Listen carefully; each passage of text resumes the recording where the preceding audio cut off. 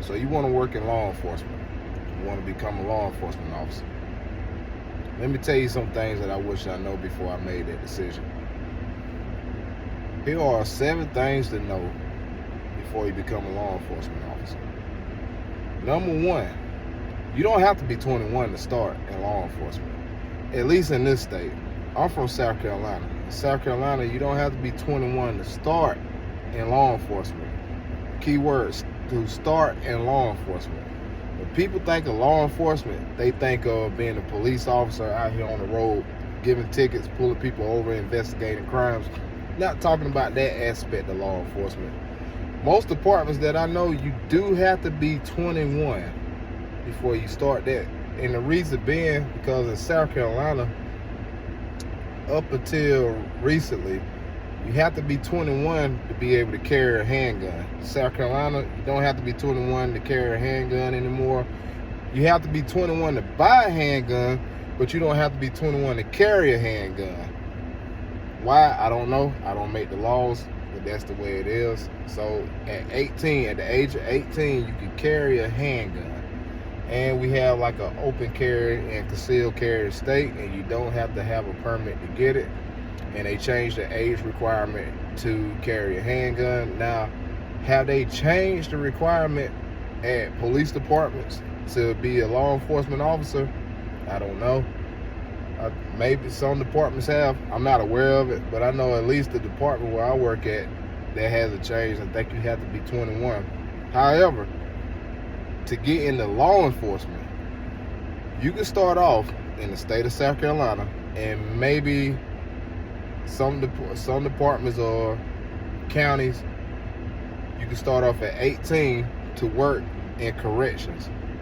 You can start your career in law enforcement in the Department of Corrections, and the retirement is the same. So let's say you want to start off in corrections as a law enforcement officer. You'll be a class 2. Be a class 2 officer, you could be 18 to work at a prison. If you leave the prison and you want to go to patrol side, you don't lose your retirement. They all work out the same retirement. They are all considered law enforcement officers. They use the same police retirement. That's what I wish I would have did when I was 18 years old and got out of high school. That's what I wish I knew. I wish that I knew that I could start off at a prison.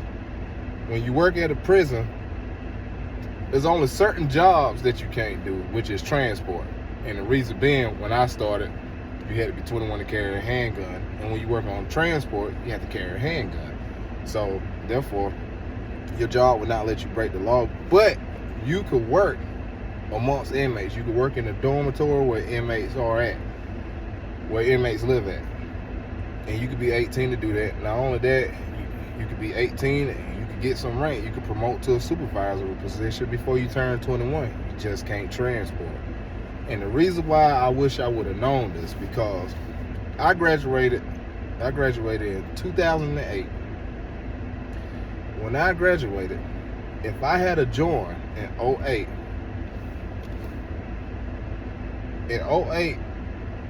you do 25 years of service and you could retire.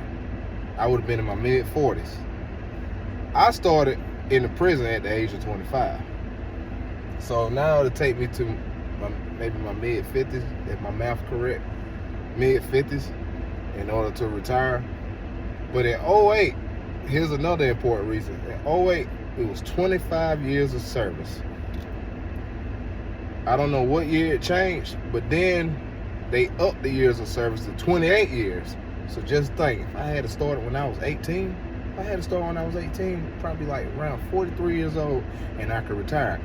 And the good thing about retirement in law enforcement, you can retire, and you can come back and work in law enforcement, get a check, and your retirement benefits. So you could double dip. You get a check from your retirement, and you get a check from your hourly salary or annual salary.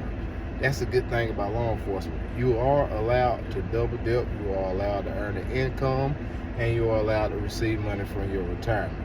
So just think, 43 years old, I'm getting like more than 2 checks a month. Oh man, that would have been great. I wish I would have done it when I got out of high school, and I would have only had to do 25 years. man, that would have been great. So if you want to get into law enforcement, get into it early. You can go to school while you work in law enforcement. You can. It's a challenge. I recommend that you do it online because I don't see no other way possible that you could do it if you got to go sit in class. You won't, because the way law enforcement schedule usually works is 12-hour shifts. And the way the shift that I used to work, it used to be like this. Whatever days you work a week, it's going to be opposite the next. So for instance, let's say you work Monday, Tuesday, you're going to be off Wednesday, Thursday. Then you have to work Friday, Saturday, Sunday. The next week, you off Monday, Tuesday, only work Wednesday, Thursday, then you off Friday, Saturday, Sunday. And then you start that process over again. You're back at it Monday morning. And it's a repeat of that. It's going to be hard to go to class and keep that schedule. And there are some jobs in law enforcement that are Monday to Friday.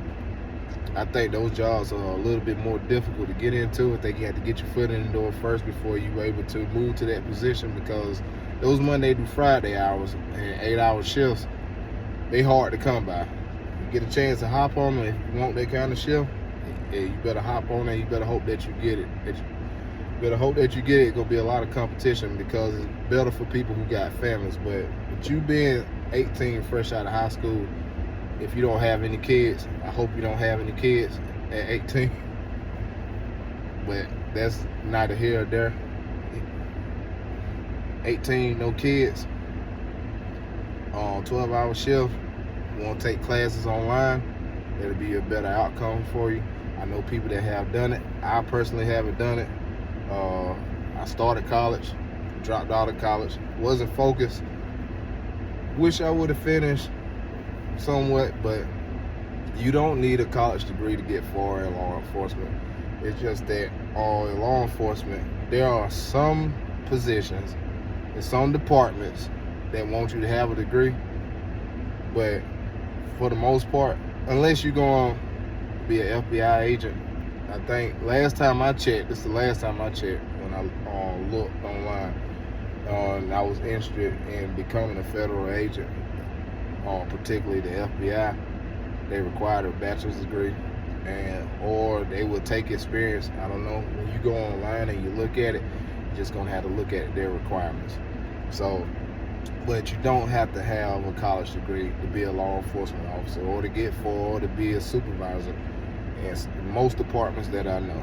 So, to me, if you're not planning on going to college, college is not your thing, and you want to get into law enforcement, the earlier you start, at least in this state that I know of, in South Carolina I know of, you can start off in correction. It's a way to get your foot in the door, a way to start your retirement. So that's one of the things that I wish I would have known. Point number 2, you want to be a good law enforcement officer. I'm biased on this because the way I started off, I started in corrections, and until this day, right now, this very second, I think starting off in a correctional setting builds a solid foundation. And here's why. When you work in a correctional setting, every institution that I know of, and every jail, the inmates, the people who are incarcerated there, always outnumber the officer. Always outnumber the officer. So when you in an environment filled with people who got a different mindset, that's a part of a different culture.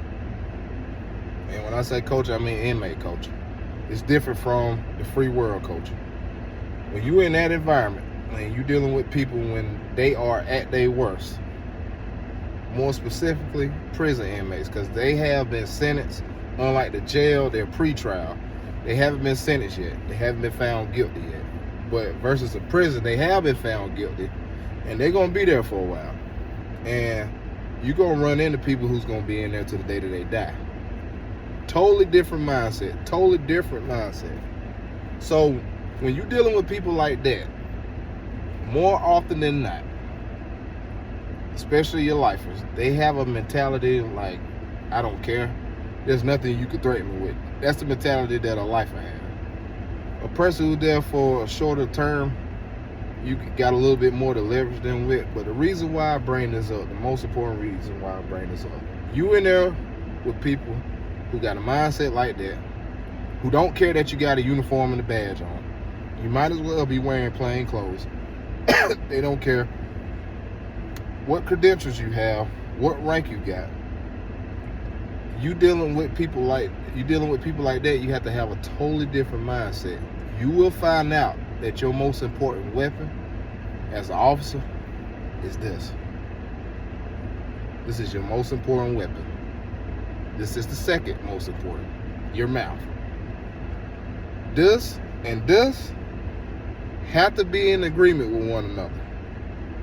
They have to come to an agreement to come to a peaceful solution. You will be forced to do that.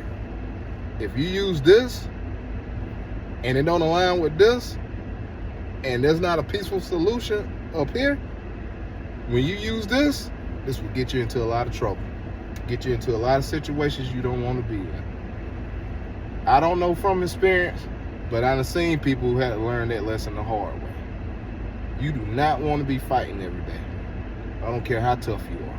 You don't want to be fighting every day. You want your day, your 12 hours that you're there inside with those inmates to be the most peaceful day ever.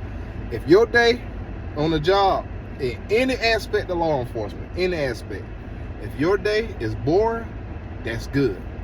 Because when it's not,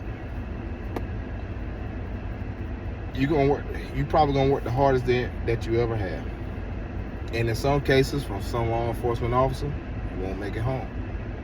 So when you work in a correctional setting, you will learn to use this, because the only physical weapon that you have, other than your mind, is a can of mace.